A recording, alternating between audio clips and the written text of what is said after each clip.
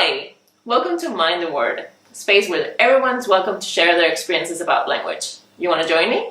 Grab yourself a cup of tea and let's get started. So today I'm going to talk about anecdotes that you experience when you learn another language or when you are in a different country. So of course we know that language goes with culture, right?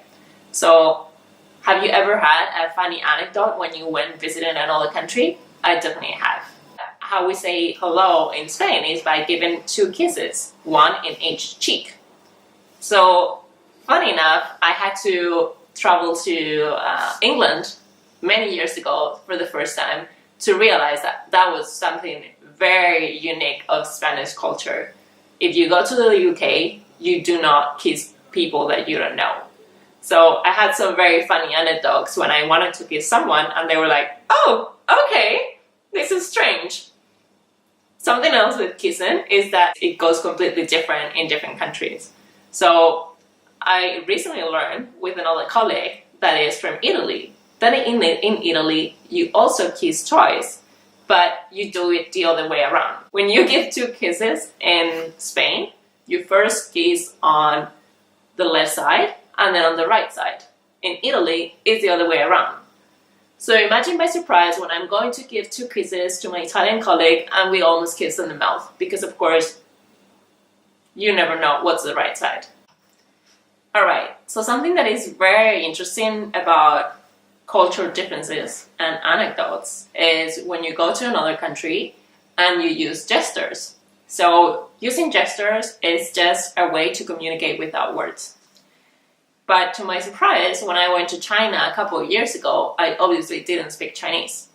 And I have to say, Chinese people don't usually speak English either. So it was very hard for me to just communicate any sort of interaction that I had to do. So I went to the grocery store, I wanted to buy 6 apples, and obviously I just did the following. I want 6 apples. But what happened? He had no idea what I was saying. The way you say 6 in Chinese is like this. Something that you might have seen before. Do you remember Inglourious Basterds when they realized that the person is not German because they do this instead of this? Of course, when we talk about communicating in another language, it's also how we use the conversation, right? So something that I've try very hard to teach my students of Spanish when I teach that language here is that you have to take a lot of things into account when you want to say hello, when you want to say goodbye, when you want to basically be polite.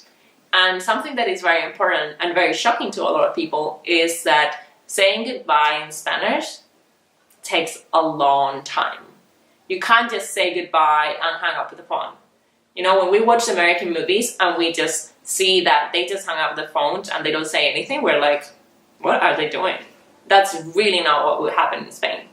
When you want to say goodbye, even in the phone or when you're at dinner and you just want to disappear, you can't just do that. You have to make everyone aware that you have the intention to leave, but it's going to take you at least half an hour to actually leave. So when you're on the phone, for instance, you start giving some notes to the person who's listening to you that you don't want to talk to the person anymore, that you have something to do. Okay, so I think it's time for me to go. And yeah, I think, actually, you know what happened? I wanted to do this and this. That's something very common. So if you ever have a Spanish friend or Spanish boyfriend or girlfriend, please don't hang up on them just like that. They will be very, very upset.